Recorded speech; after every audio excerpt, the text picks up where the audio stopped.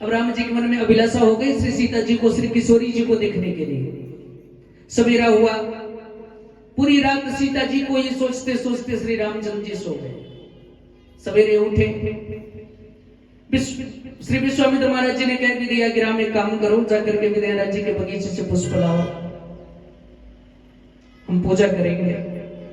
श्री राम लक्ष्मण पहुंचे, जैसे ही बगीचे में प्रवेश किया, जो कलियां थी, जो फूल अभी खिले नहीं थे, श्री रामचंद्र जी महाराज जी को देखकर सभी खिल गए अपने यहां। खिले क्यों?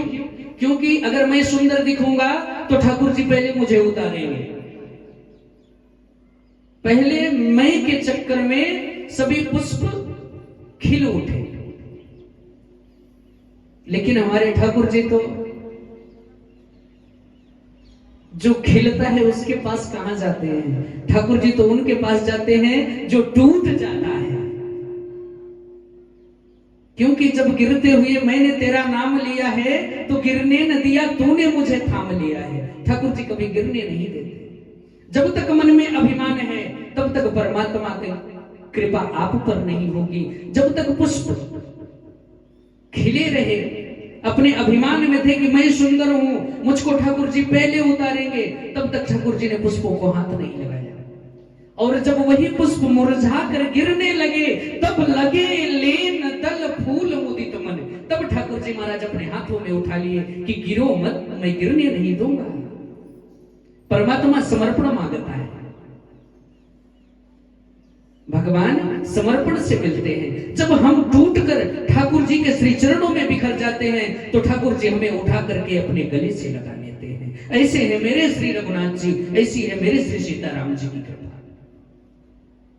एक बात और थी कि पहली बार श्री रामचंद्र जी पुष्प बगीचे में प्रवेश किए। अगर शास्त्र के अनुसार पहले से ही ब्रह्मा जी ने सुनिश्चित किया है श्री सीताराम जी के विवाह का योग, तो अगर सीता जी राम जी की पत्नी हैं तो ये सारे पुष्प राम जी के क्या हुए? साले। सारे पेड़ वृक्ष राम जी के साले होंगे। अब आप लोग सोच रहे होंगे कैसे? सीता जी का जन्म कहां से हुआ? पृथ्वी में से। और वृक्षों का जन्म कहां से होता है? पृथ्वी में से। और अगर एक मां को दो संतान हुए तो क्या हुए बताओ? भाई बहन ही हुए ना।